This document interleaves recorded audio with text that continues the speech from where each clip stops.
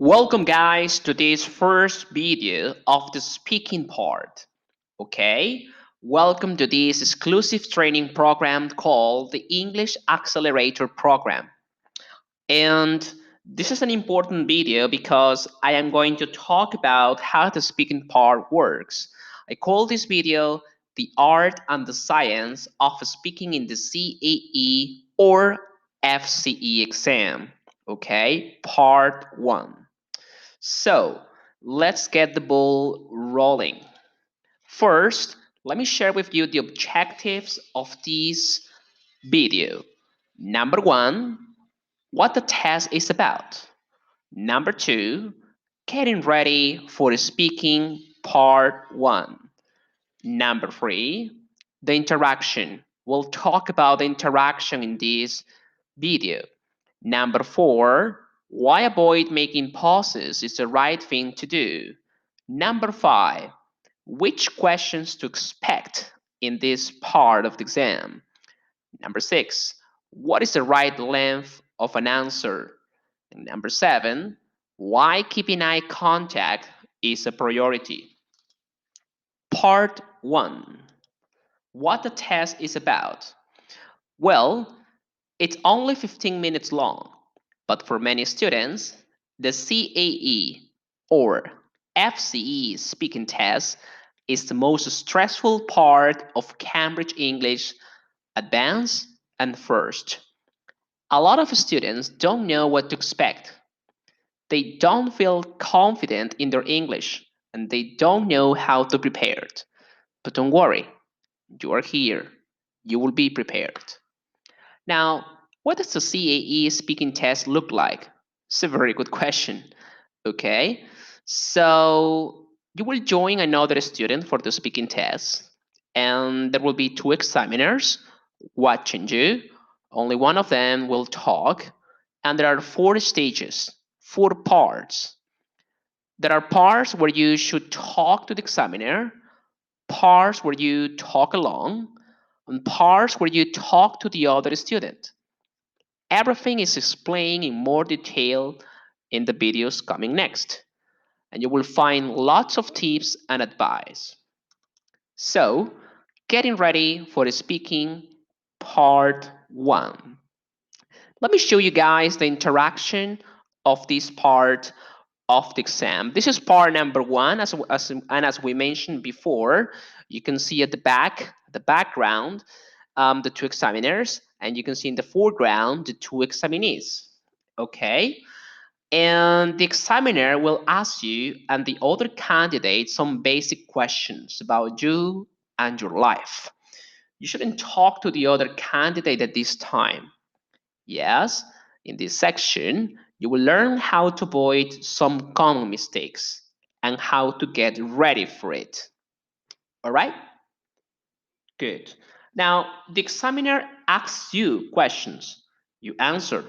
When the other candidate is talking, don't interrupt or ask your own questions. Now, something important to keep into account is why avoid making pauses is the right thing to do. Listen, when you're facing part 1 of the test, you need to remember something. Never stop talking. Never stop talking. I mean, this is your moment of glory. It is your only time to show off. You have to show all the grammar and vocabulary you have acquired over the last 3 years of studying English you invested. Technically, and please write down these numbers in a piece of paper, you only have 25 seconds for part 1, 80 seconds for part 2, 60 seconds for part 3, and 98 seconds for part 4. In total, you have less than 5 minutes for the whole interview. Not much time to show all the vocabulary and grammar you learned, right? So, this is why avoid making pauses is the right thing to do. Now, which questions to expect? Remember, anticipation plays an important role in these kind of exams.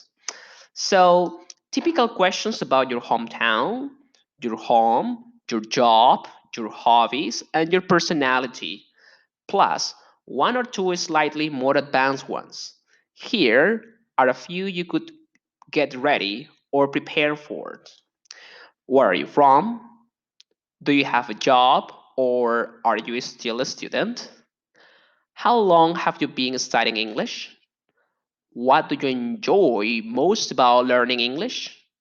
How do you like to spend your free time? What would your ideal job be? Are you the kind of person who can do two things at once? Are you planning to do any courses in the near future? Do you use social networking sites a lot? Would you enjoy preparing food for a large number of people? Do you like to give yourself targets or goals? If you won the lottery, what would you do? And many other questions, guys, that you can find in the PDF that will be very close to this video. Okay, so well, these are the questions you will find in this part of the test. Now, a good question is what the right length of an answer is, right? And this is a very good question. Well, most of my students ask me, what is the right length of answer? And my answer to that question is simple. Your answers must not be neither too short nor too long. Now the question is, how can I do that? It's very simple. Here, I am giving you an example of an effective answer. If they ask you this question, do you like your job? Here is a good answer. Yes and no. I mean, it's a challenge and the work is varied, but sometimes the workload is overwhelming and my work life balance suffers. This is a good length and the vocabulary is spot on. A longer answer might start to annoy everyone. Let the other candidate have time to answer questions. Being selfish is not a good strategy in the CAE and FCE speaking test. You should never answer questions. You should never answer any question with a yes or no. Okay? Good. Now, why keeping eye contact is a priority? Some people underestimate the power of eye contact. Well, let me tell you that this is so important. In this part of the test, you shouldn't talk to the other student, but most candidates totally switched off when it's not their turn to speak. They stare at the desk, they look at their hands, they look at the windows. No, that is wrong. That is so wrong. What you should do, guys, instead is you should turn your body slightly towards the other candidate. Look at them and listen to what they're saying. Nod, smile, be interested. The examiner will see this and feel more warmly towards you and more positively about your English. Does it sound crazy? Well, let me tell you guys that this is not. Body language plays an important role if you want to get outstanding results. Okay? So, that is the end of the first video. And remember, the rules here mentioned can be applied not only for the CAE or C1 Advanced, but also for the FCE or B2 first. Okay? So, thanks. Thanks for watching the video. I'll see you in the next one right ahead. Go.